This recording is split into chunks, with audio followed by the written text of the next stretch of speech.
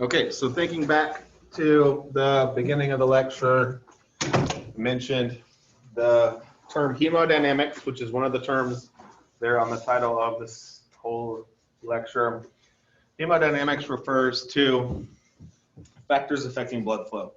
Okay, and we've talked about different things in this lecture as recently as venous return, which was the end of the video. Others being like blood pressure, vascular resistance, we spent several slides on,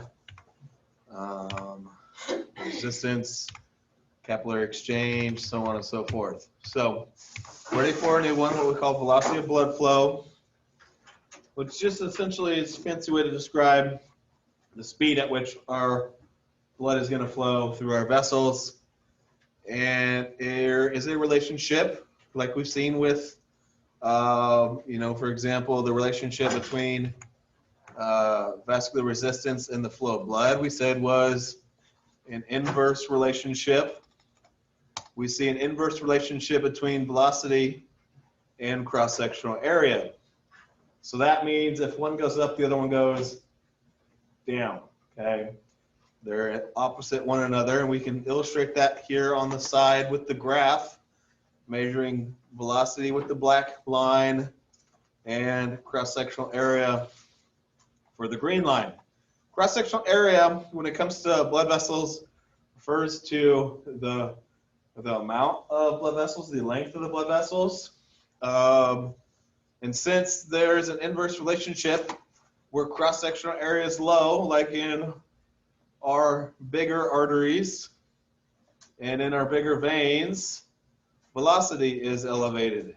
But in our capillaries, in our venules to a lesser extent, but especially the capillaries, where cross-sectional area is the greatest, velocity is the lowest, or the slowest, meaning that blood flows through our capillaries the slowest, which is important because you remember we talked about capillary exchange, the movement of stuff either out of the blood into the interstitial space or the stuff into the blood from the interstitial space takes place in our capillaries. Well, if you think back to our lecture on lymph nodes, we talked about the fact that lymph nodes slow down the flow of lymph through them to give time for our defense cells like our macrophages and our T cells to attack whatever it is, like a bacteria or virus that's in that lymph. Kind of the same thing takes place here. I had a professor at K-State taught it this way. He used an analogy, and I went to school at K-State, Manhattan, has a bar district college kids go to called Aggieville, do what college kids like to do.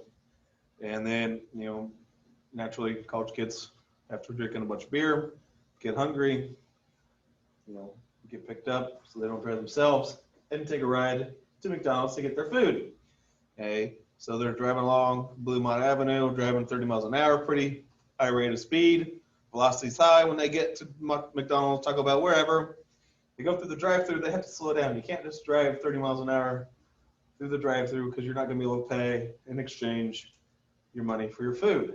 Okay, well, blood vessels that do the exchanging, our capillaries, are like that drive-through in that we have to slow down that flow of blood to promote the exchange of our nutrients and wastes.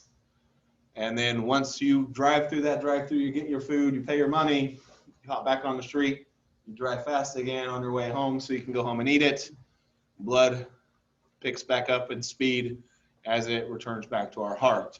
And not that I'm going to ask you really to know this, but circulation time, something the book includes, is time required for a drop of blood to pass from our right atrium through the pulmonary and systemic circulation and back to the right atrium. A lot of different factors affect that. We won't really get into any of that. So does everybody understand relationship between cross-sectional area and velocity? Hopefully pretty straightforward. Okay, really that's kind of our last hemodynamic factor to introduce. What we're going to do now is transition and talk about maintaining and regulating one of our most important hemodynamic factors, something we talked about earlier in the lecture, what we call blood pressure. Okay. Now, in our previous lecture, we learned that the cardiovascular or CV center in our medulla oblongata regulated heart rate and stroke volume. Remember, heart rate refers to how fast our heart is beating. Stroke volume refers to how much blood is being ejected each time the heart beats. Heart rate times stroke volume, we learned, is equal to cardiac output, something that we measure in liters per minute. Okay. Our cardiovascular center also regulates, along with hormonal and local negative feedback systems, our blood pressure and the flow of blood to specific tissues. And a lot of this actually relates to stuff we learned about back when we learned about the brain and the other parts of the nervous system. Sympathetic, parasympathetic is going to be a big role here with what we're going to be talking about. Okay. Now, within the cardiovascular center, there are groups of neurons that regulate heart rate, which we talked about last time in our last lecture. Contractility, which refers to how hard the ventricles beat, which, as we learned, contractility affects stroke volume. And the most direct method of maintaining and regulating blood pressure is by controlling the diameter of a blood vessel through vasoconstriction or vasodilation. In our last lecture, we talked about cardiostimulatory neurons that stimulate the heart, like the cardiac accelerator nerves that not only increase heart rate, but also contractility, so stroke volume. And guess what heart rate increases due to your blood pressure? If an increase in heart rate occurs, what do you think is going to happen to your blood pressure? It's going to go up, okay? If we increase stroke volume, what do you think that's going to do to blood pressure? Still going to go up? It's also going to go up, okay? So activating our sympathetic nervous system is going to have a effect on our heart that also affects our blood pressure, something that's outside the heart, okay? Now, whenever the sympathetic nervous system is active, we also utilize what we call the vasomotor center of our cardiovascular center, also within the medulla. That causes vasoconstriction, which is directly going to cause what to your blood pressure? If you constrict your blood vessels, blood pressure is going to go up, okay? So that's why those kind of three things are why whenever our sympathetic nervous system is active, our blood pressure should be elevated, okay? Whereas we also have within our cardiovascular center of our medulla, cardioinhibitory neurons activate our vagus nerves, the major nerves of our parasympathetic nervous system that decrease heart rate. They don't innervate the ventricle walls, so they don't have an effect on contractility, but still a decreased heart rate is going to result in, decreases in blood pressure, and we'll see a lot more dilation, which also promotes lower blood pressure as well. Okay. Now, we do these things in response to input, okay? Just like, why we shiver. We're cold because of the input, that sensory signal that's, detected by our sensors in our skin. Well, sensory neurons can send signals into our cardiovascular center from kind of three different places. From within our joints with what we call proprioceptors that monitor joint movements. So like when our muscles are moving, our joints are, moving, that can trigger impulses that travel to our cardiovascular center and trigger, motion out, or signals out, not motion, signals out by way of sympathetic, parasympathetic, depending on what's going on. We also have baroreceptors, and we're going to talk about their reflex. They monitor actually directly blood pressure, and chemoreceptors that monitor chemical concentrations in our blood, things like the concentration of hydrogen ions, carbon dioxide, and oxygen levels. They participate in a chemoreceptor reflex. We also have higher brain centers that can feed down from other parts of the brain that can influence activity of our cardiovascular center, resulting in changes in our heart and changes in our blood vessels. And I kind of mentioned a little bit about this in our last lecture, but we learned that, you know, higher brain centers like your cerebral cortex, which is where your highest level thinking takes place. You guys remember your limbic system, what its nickname is? Emotional brain, and how emotions, like, you know, being angry, obviously we know what that's going to do to our blood pressure, our heart rate. It's going to make all the things go up, whereas being relaxed and having, you know, positive vibes and that kind of stuff might make it go down. And then signals from our hypothalamus as well, right in here, as we know. We're not really going to focus too much on that higher brain aspect, but just know that those higher brain centers can influence things like heart rate, blood pressure, contractility, so on and so forth. Okay, let's talk about those two reflexes I mentioned, what we call a baroreceptor reflex and a chemoreceptor reflex. Two ways that we regulate blood pressure using our nervous system, involving two different sets of receptors, baroreceptors that monitor pressure, chemoreceptors that monitor chemical concentrations in our blood. Now, baroreceptors and chemoreceptors are going to participate in a negative feedback loop. And as we know, we've introduced negative feedback since the very beginning of the semester, that if it's negative, we're going to go in the opposite direction. So it's as simple as when the baroreceptors are active in a baroreceptor reflex, they're going to try to oppose what's going on to the body. Meaning that, you know, for example, if blood pressure is going up, they're going to try to make it go down. And vice versa, if blood pressure is down, they're going to try to make blood pressure go up. Okay. Now, baroreceptors are located in a couple different places up above your heart, in the arch of the aorta, carotid sinus, which is the point, the beginning of your internal carotid artery. There's other ones in your arteries of the chest and neck. But the function of them is to monitor pressure changes. So they're literally monitoring blood pressure in those various vessels. And they send their impulses, like we showed on the previous page, to the cardiovascular center and our medulla oblongata. So they regulate blood pressure. And as I said, if blood pressure falls, it drops, we try to bring it up because it's by negative feedback. So let's talk about what takes place when when blood pressure drops. When our blood pressure falls or drops, baroreceptors are stretched less, because that's what they're measuring, the stretch of our blood vessels, which means that there's a slower rate of impulses sent to our cardiovascular center. As a result, our cardiovascular center decreases parasympathetic stimulation.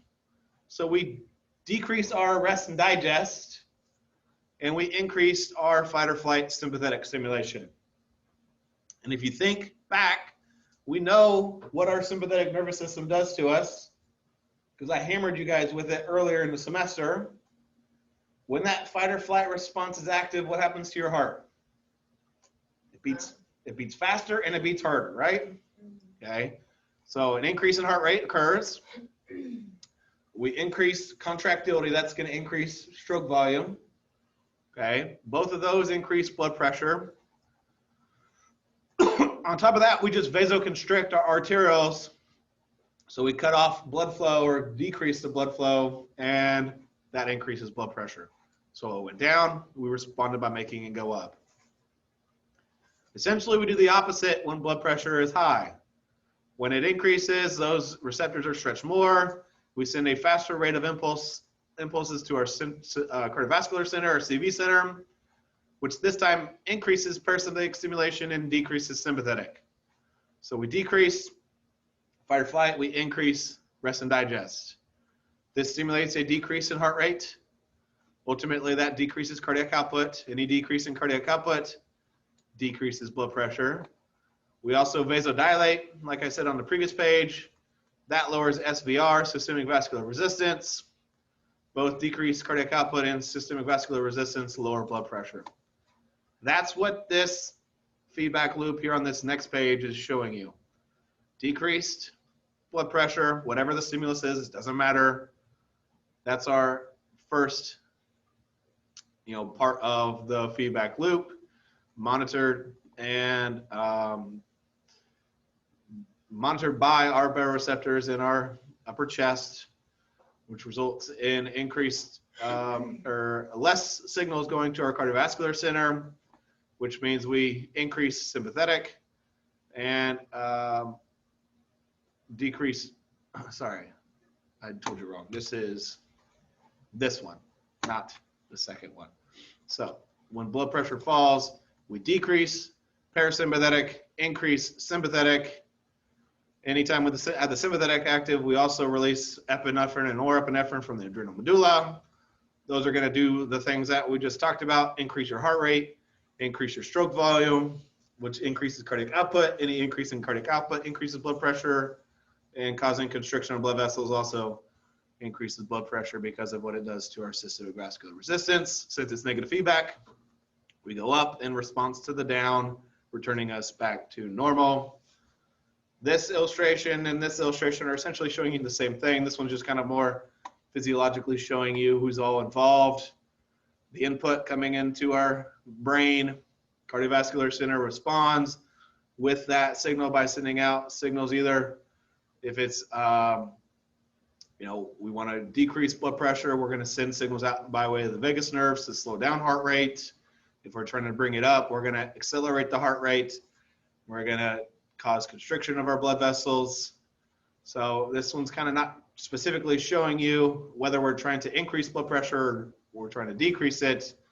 It's just kind of showing you all the different things that are involved with our baroreceptors. I don't have a figure though for our chemoreceptors. Chemoreceptors monitor 3 chemicals in our blood: hydrogen ions, our oxygen concentration, and our carbon dioxide concentration. They're located kind of up in the same area as our baroreceptors: aortic arch, carotid sinus, so upper chest, just above the heart.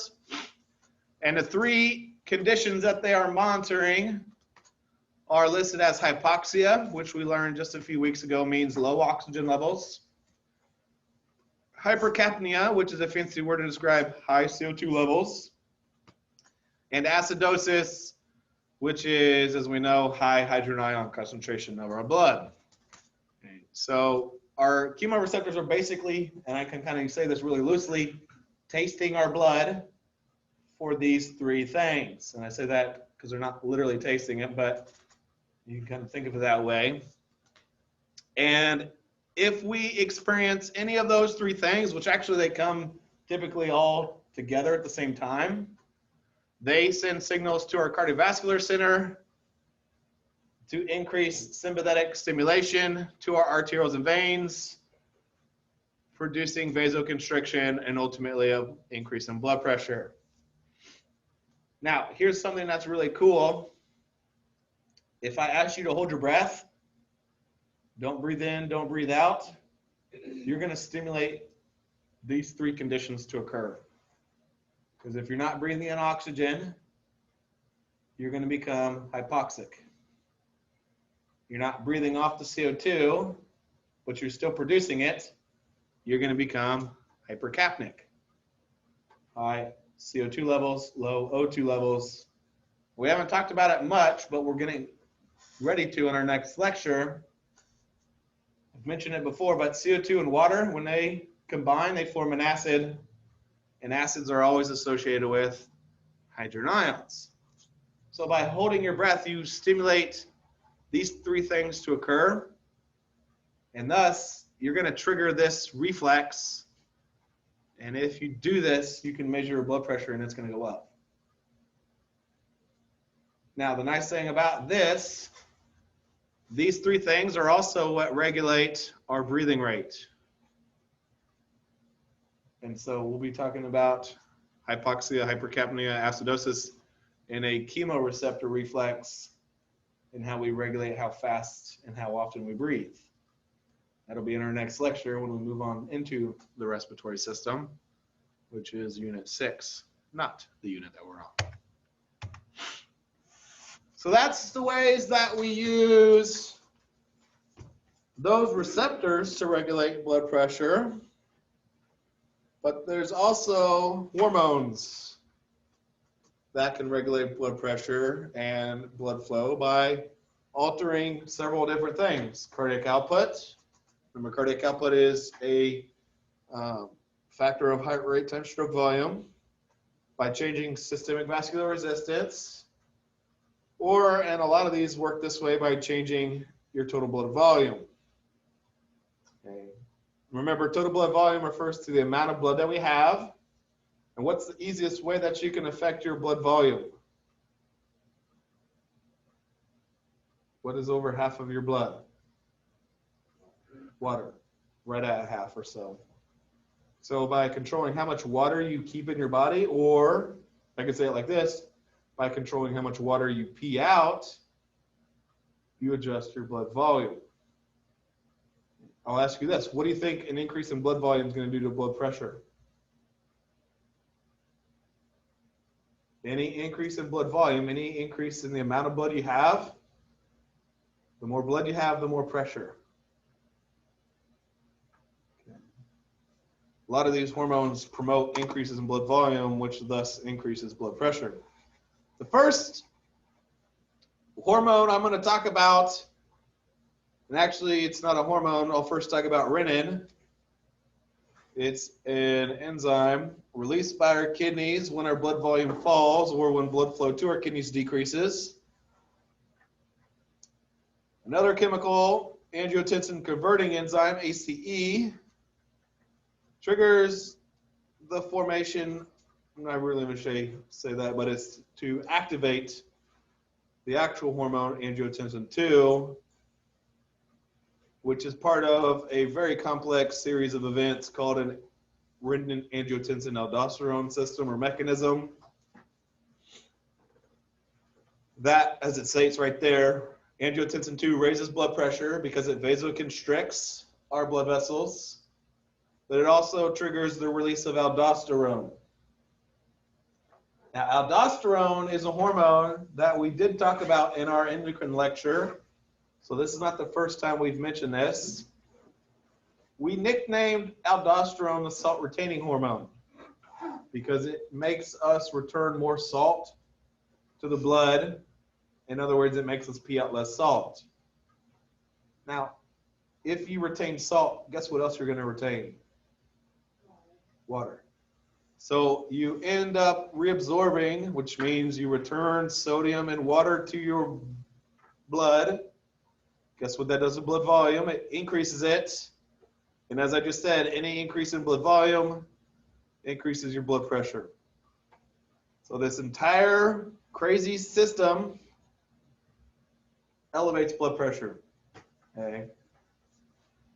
Epi and norepi, or adrenaline and norepinephrine, as we like to call them, released by our adrenal medulla whenever we have the sympathetic nervous system active. We just talked about what the sympathetic nervous system is going to do. It's going to increase cardiac output by increasing heart rate and stroke volume. Heart rate goes up, force of contraction, stroke volume goes up, cardiac output goes up. Anytime you increase cardiac output, blood pressure is going to go up. They also promote vasoconstriction of arterioles and veins in the skin, abdominal organs, while vasodilating arterioles and our cardiac and skeletal muscle. Because when we're in a fight or flight, we're not caring about digesting the granola bar that we had as a snack. We're making pee. We're dedicating all of our resources to fighting off that bear or running away from it. You know, obviously that's an extreme example. But the vasoconstriction of our arterioles in the skin and our abdominal organs promotes increases in blood pressure. So these increase blood pressure. Doesn't really, I guess, say it specifically anywhere. I would write that down. Increases your blood pressure.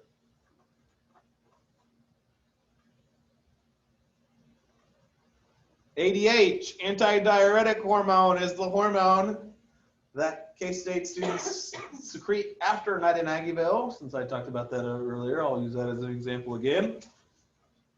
Antidiuretic is a hormone we talked about back when we learned about hormones, released by our posterior pituitary. That does the opposite of a diuretic in that it makes us pee out less water, which means our blood volume is going to stay the same or go up. And as I said, any increase in blood volume is going to make blood pressure go up. Among other actions, it also causes vasoconstriction, which directly increases blood pressure as well.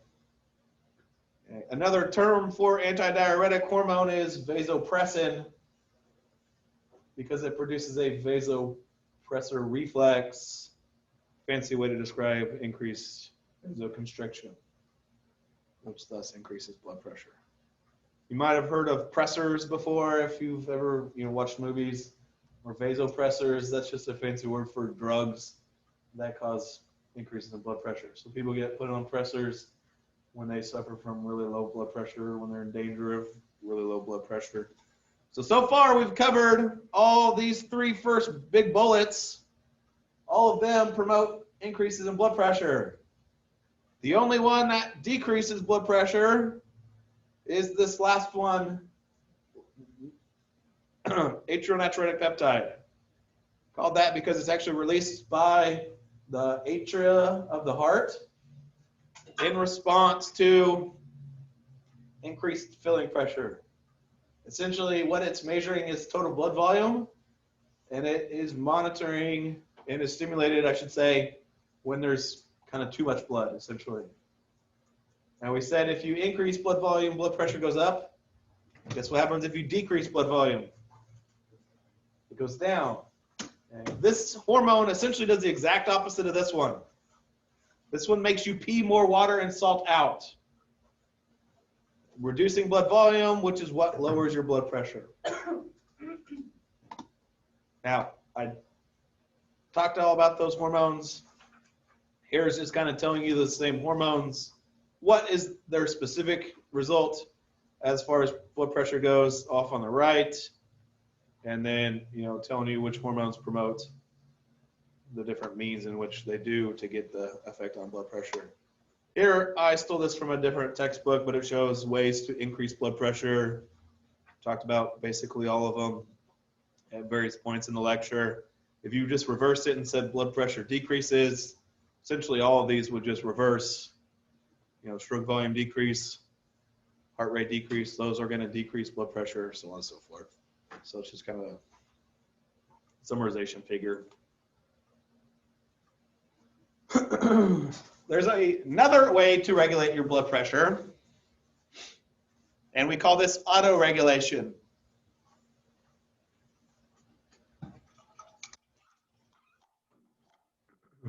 Anybody remember what the prefix auto means?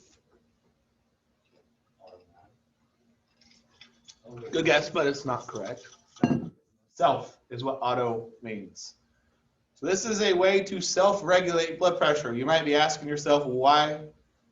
You could say everything that we've talked about is self-regulation, because it's not like we're regulated by, other beings or other things. But this is regulation of specific tissues. How should I say it? This is a way that tissues can regulate their own blood pressure and blood flow.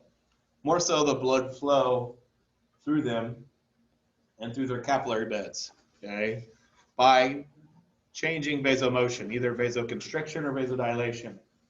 Okay? And this is what we do to adjust blood flow to match metabolic demands of those tissues. For example, if metabolism goes up, means we need more nutrients and produce more waste. So what do we need to do with blood flow to that tissue? Increase it. Like what we do when our skeletal muscles are contracting. because we learned all the different things that go into muscle contractions, right? And all the waste needed, or the waste produced, and all the nutrients needed, oxygen, ATP, glucose. So our blood vessels within our skeletal muscles can have a small but very important effect where they can change the flow of blood into their capillaries. Same thing happens in our brain as we do different things like, increasing blood flow to motor speech areas when we talk. Well, thinking about exercise when we are contracting our skeletal muscles, we've talked about this quite a bit since the beginning of the semester. One of the things that we do when we get cold is shiver, right? Shivering, we learned, produces heat to keep us warm. Okay, well, warmth promotes vasodilation. So when our muscles are contracting and they're getting warmer, this physical change promotes the blood vessels in the muscle, within the muscle itself, to vasodilate, which means that there's going to be more blood flow to that muscle and away from it at the same time to remove the wastes, but to deliver the nutrients first. Whereas cooling causes vasoconstriction, which we've kind of talked about before, not a whole lot, but that's a physical change that causes, in this case, vasoconstriction. In our arterioles, our smooth muscle exhibits what we call a myogenic response, meaning that it contracts more forcefully when it's stretched and relaxes when stretching lessens. For example, if blood flow through an arteriole results in less stretch on the arterial wall, the smooth muscle will relax, promoting vasodilation to increase blood flow. So the actual stretch of the vessel can affect its response. Something that we're not going to focus on too much right now, but one of the very important things that we'll get to when we get to the urinary system is what we call a myogenic mechanism. And that's what our kidneys do to regulate blood flow through them. And actually, it's a form of autoregulation that we will talk about. Despite changes occurring in blood pressure outside the kidneys are able to match blood flow to filter our blood and make urine. So we'll get to that here in a few weeks. And then there are chemicals that either promote vasoconstriction or vasodilation. These chemicals released by cells like our white blood cells, platelets, smooth muscle fibers within the walls of our blood vessels, those Pac-Man macrophage cells, endothelial cells, which are the cells that line our blood vessels. And these are chemicals that are released in certain situations. But those that are vasodilating include potassium, hydrogen ion, lactic acid, adenosine from ATP, and nitric oxide, which we actually learned about here not too long ago, is that gaseous hormone that our hemoglobin actually can release. Vasoconstrictors or vasoconstricting chemicals include thromboxane A2, superoxide radicals, serotonin, and endothelins. Well, we've talked about this first one, thromboxane A2, not a whole lot, but thinking back to when we talked about blood clotting and how, like, if we get a cut, the first thing we do is we decrease blood flow into that blood vessel that's broken. We were talking about this at that time. We said that prompt what we call vascular spasm, the first step of a blood clot, involved chemicals like thromboxane A2, serotonin, and ADP. We see serotonin here. We don't list ADP. Those promote vasoconstriction. Okay. So that's different ways that tissues can actually regulate their own blood flow without the effects of hormones or those two feedback loops involved. Are these going to be as drastic of an effect? No, but they are ways that we can self-regulate within our own tissues. Figures here on the next page. I'm not even really going to talk about this. Well, this one is showing you that myogenic mechanism. It's kind of just showing you how we increase contraction and cause vasoconstriction or vasodilation. I'm not going to get into it. It's too complicated. I don't even know why I included it. Over here on the right side of the page, we're just showing you the different ways to cause vasodilation or vasoconstriction as far as those chemicals go. I'm going to cruise past this. In a normal semester where we could spend a little bit more time, I'd talk about what, different things as far as these variables go during exercise, but I'll just skip on past it since we're already pressed for time. And don't want to confuse you. It's not something I'm going to ask you to know for the exam.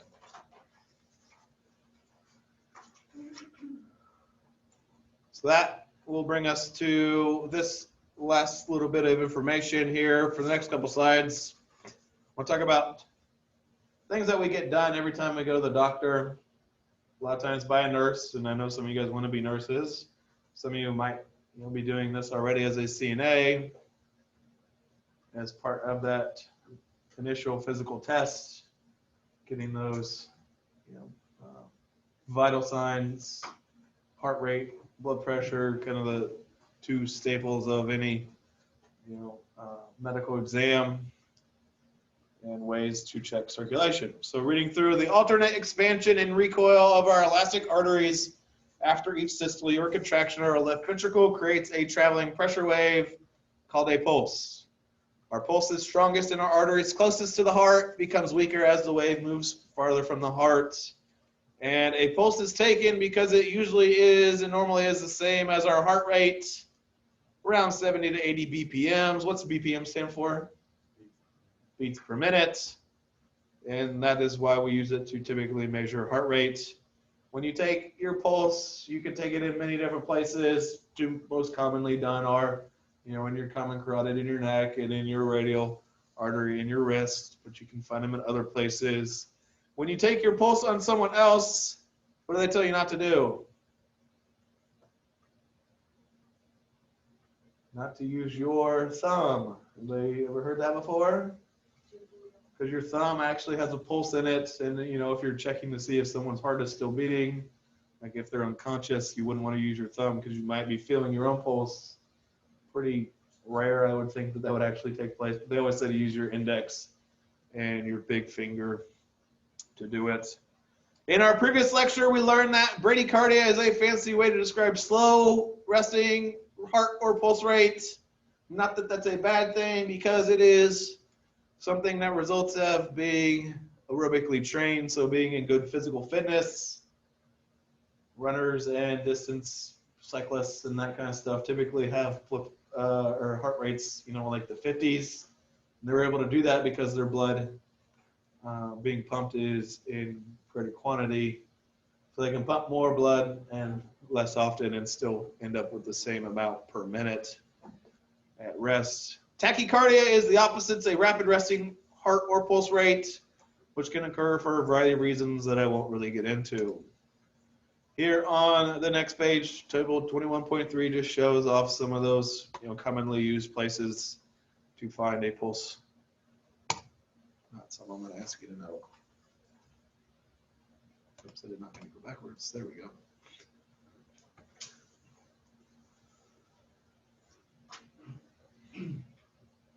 All right, we've talked a lot about blood pressure here today and earlier in the lecture. In clinical use, the term blood pressure refers to the pressure in our arteries generated by our left ventricle during systole and then in diastole. Systole, we remember, means when the ventricles are contracted, and diastole when the ventricles are relaxed. Device used to measure your blood pressure is called a sphygmomanometer. Fun word to say, hard word to spell.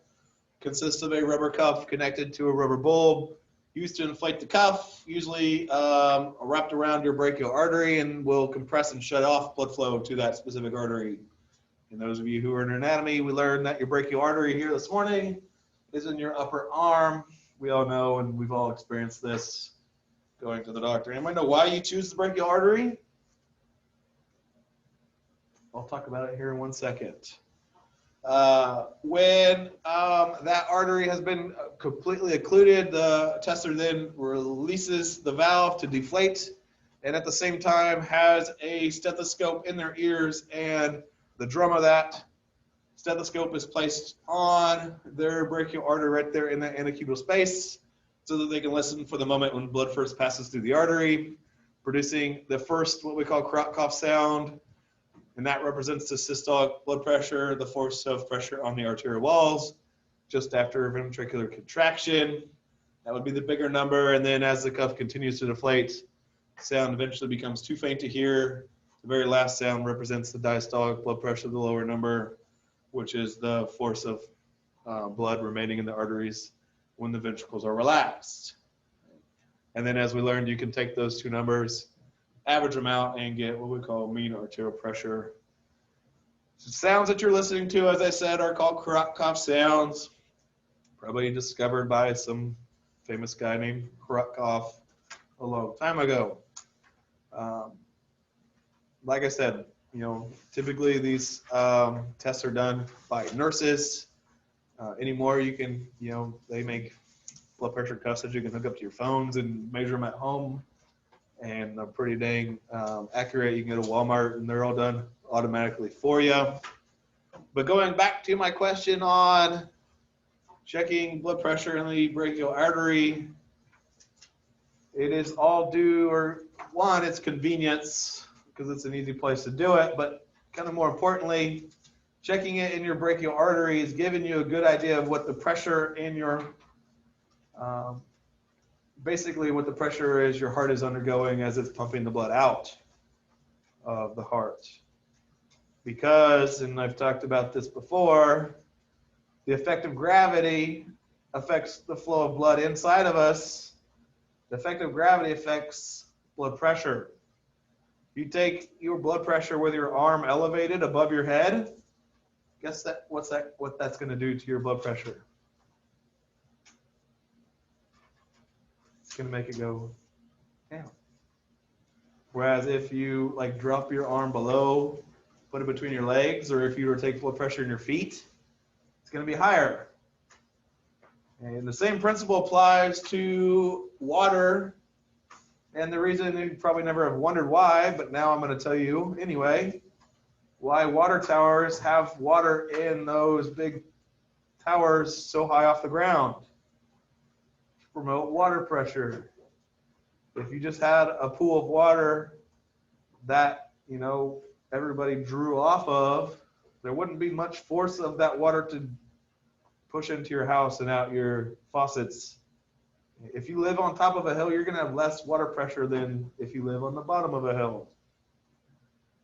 And blood pressure is affected kind of the same way. So actually I used to do, if we had a physical lab, we'd do the same thing. We would test blood pressure with us laying down, above your head, below your head. It's really kind of cool. But your brachial artery anyway, going back to my original question, is about the same height, verticality anyways, as your heart is. So it's a pretty good indicator of the pressure your heart's undergoing. Last thing, here are some various blood vessel disorders, pretty common unfortunately. Arteriosclerosis, fancy way to describe a group of diseases characterized by a thickening of the walls of our arteries and thus a loss of elasticity. So basically the walls are kind of hardened and they don't stretch and recoil as well. Atherosclerosis, spelled similar but different. Progressive disease characterized by formation of the walls of our larger and medium-sized arteries, lesions called atherosclerotic plaques. So basically, arteries that are getting plugged up. A lot of people suffer from both, and coronary artery disease is a form of atherosclerosis specific to your heart. Those coronary arteries is why this is sometimes just called coronary heart disease or just heart disease, which is going to put a person at high risk for what? Heart attack. Your coronary arteries are the ones that supply your heart with the oxygen-rich blood, and a heart attack occurs when one of those arteries gets closed off. More than likely, somebody suffering from those also has what we call hypertension, a fancy word for high blood pressure, where their blood pressure is greater than or equal to 140 systolic or greater than or equal to 90 diastolic. What you want for a blood pressure is less than 120 and not just or, but and less than 80. So like 116 over 72. If you fall in 120 to 139 systolic or 81 to 89 diastolic, you would be pre-hypertensive, so like 116 over 84. If you have just one number that's either in the pre or the hypertensive state, you are actually classified in that category. So like 112 over 92. 112 is good, systolic, but 92 is hypertensive. Now, when you go to the doctor and you get your high blood or you get your blood pressure taken, they're not going to classify you like one time. Like earlier, we said how like your emotional state can affect your blood pressure. Simple things like having your legs crossed can affect your blood pressure. It'll make it go up. Chewing gum, that'll make your blood pressure go up. So a lot of people suffer from what they call like white coat syndrome. Have you ever heard of that before?